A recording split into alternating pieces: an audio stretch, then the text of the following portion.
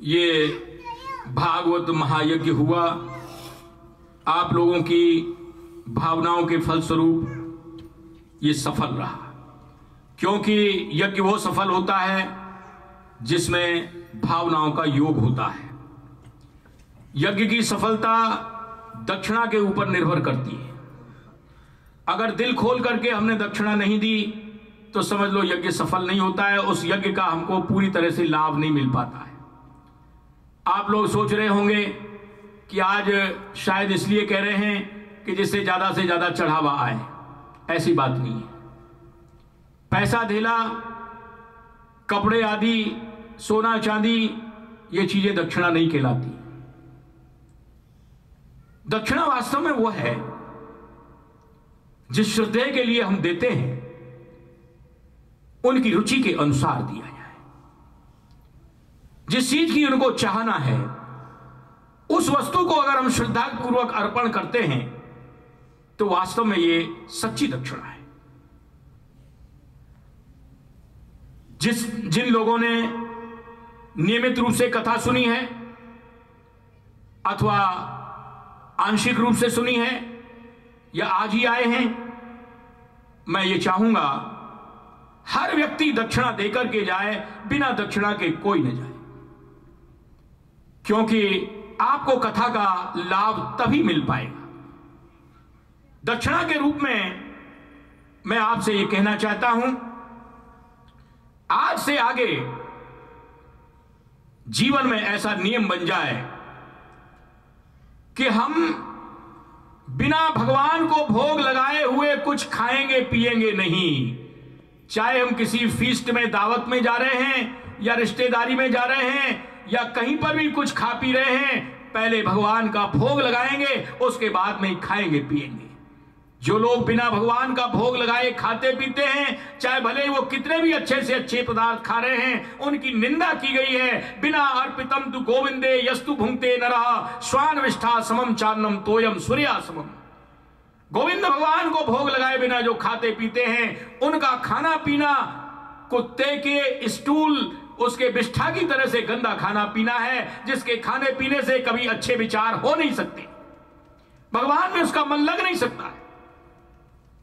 आहार का सबसे बड़ा महत्व होता है। आहार शुद्ध सत्व शुद्धि, वेद में कहा गया है आहार की शुद्धि से अंतःकरण शुद्ध होता है और सत्व शुद्ध ध्रुवा स्मृति। जब अंतःकरण शुद्ध होता है तो उसको वो मति प्राप्त होती है, बुद्धि प्राप्त होती है जो भगवान में लगती है। तो एक नियम आप ये बना लीजिए कि आज से आगे कोई दिन खाली नहीं जाएगा जो हम बिना भोग लगाए खाएं। ये जरूरी नहीं है कि आप जाकर के थाली लेकर के वहां लेकर के जाएं कि वहां हमारे भगवान तो वहां पर रह रहे हैं, हम कैसे भोग लगाएं। नहीं, जहां भी आप खाने के लिए बैठे आप हाथ जोड़ करके मंत्र बोल लीजिए, ओम नमो भगवते वासुदेवाय। इसका अर्थ होता है वासुदेव भगवान श्री कृष्ण को प्रणाम। उनको प्रणाम करने के बाद में आप खाएं पिए, पानी भी पीते हैं, जूस पीते हैं, दही दूध कुछ भी लेते हैं, पहले मंत्र बोल लीजिए ओम नमो भगवते वासुदेवाय। ये वो मंत्र है जो नारद जी ने छोटे से बालक ध्रुव को बताया था और उसके प्रभाव से वो 6 महीने के अंदर भगवान को प्राप्त हो गए थे। तो पहला तो नियम मैं चाहूंगा कि आज से आगे जीवन में आपके कोई दिन खाली नहीं जाना चाहिए जो बिना भगवान को भोग लगाए खाए पिए।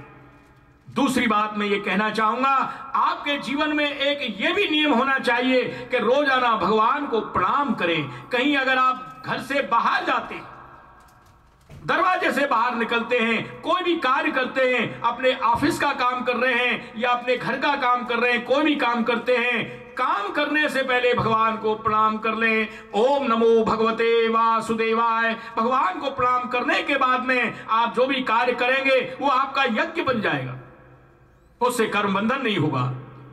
तीसरी बात मैं ये कहना चाहूंगा, मैंने आपको बताया था हमारे यहां से 84 कोस की ब्रज यात्रा जाती है, 2 अक्टूबर से शुरू होगी। उसमें पिछली बार लगभग 15,000 आदमी थे।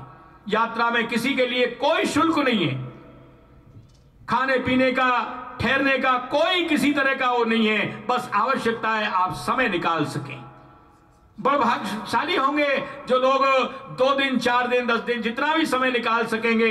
आपके सौभाग्य की बात होगी भगवान के धाम में जाने से। जैसे रिश्तेदारी में आने जाने से प्रेम बढ़ता है, इसी तरह से भगवत धाम में आने जाने से भगवान के प्रति विश्वास, प्रेम, श्रद्धा बढ़ती है। बस मैं यही बातें कहूंगा, ये चीजें आपके जीवन में आ जाएं, बस मैं समझूंगा कि आपकी दक्षिणा पूरी होगी। अब समय आज अधिक हो गया और अब हम नरसिंह बाबा से कहेंगे कि वो कुछ आपको प्रेरणात्मक बातें कहें और कुछ सुनाएं।